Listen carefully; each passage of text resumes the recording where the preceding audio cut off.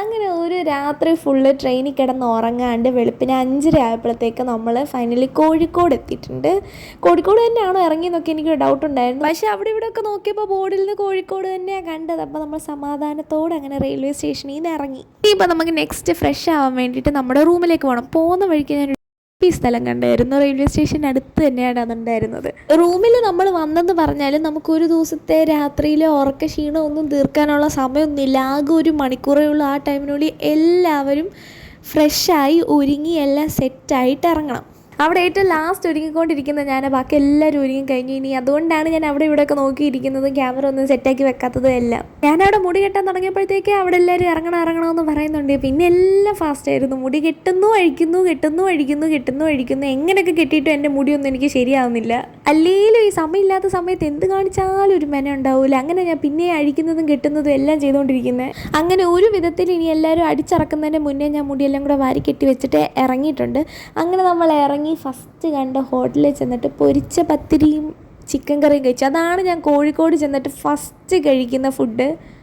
പക്ഷേ എനിക്ക് അത്രയ്ക്ക് അങ്ങോട്ട് ലൈക്കായില്ല. അവർ പൊരിച്ച പത്തിരി എന്ന് പറഞ്ഞപ്പോഴേ ഞങ്ങളൊക്കെ ചാടി വീണു. പക്ഷേ ഇതല്ലായിരുന്നു ഞങ്ങളാരും ഉദ്ദേശിച്ച പത്തിരി. ഞങ്ങളൊരു മറ്റേ വൈറ്റ് പത്തിരിയായിരുന്നു ഉദ്ദേശിച്ചിട്ടുണ്ടായിരുന്നത്. ഞങ്ങളുടെ ഭാഗത്തും തെറ്റുണ്ട്. അങ്ങനെ ഫൈനലി നമ്മൾ NITയിലെത്തി.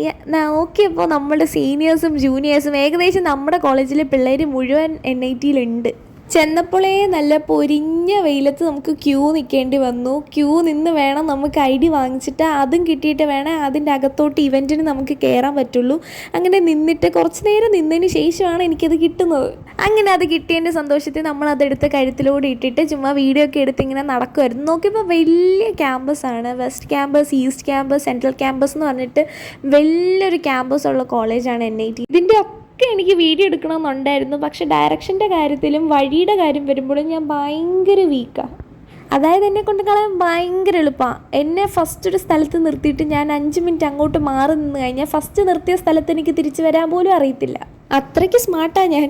അതുകൊണ്ട് എൻ്റെ കൂടെ ഇത്ര വലിയ ക്യാമ്പസിൽ ആദ്യമായിട്ടൊക്കെ ചെല്ലുമ്പോൾ ആരെങ്കിലുമൊക്കെ കൂടെ ഇല്ല എന്നുണ്ടെങ്കിൽ ഞാൻ പെട്ടുപോകും.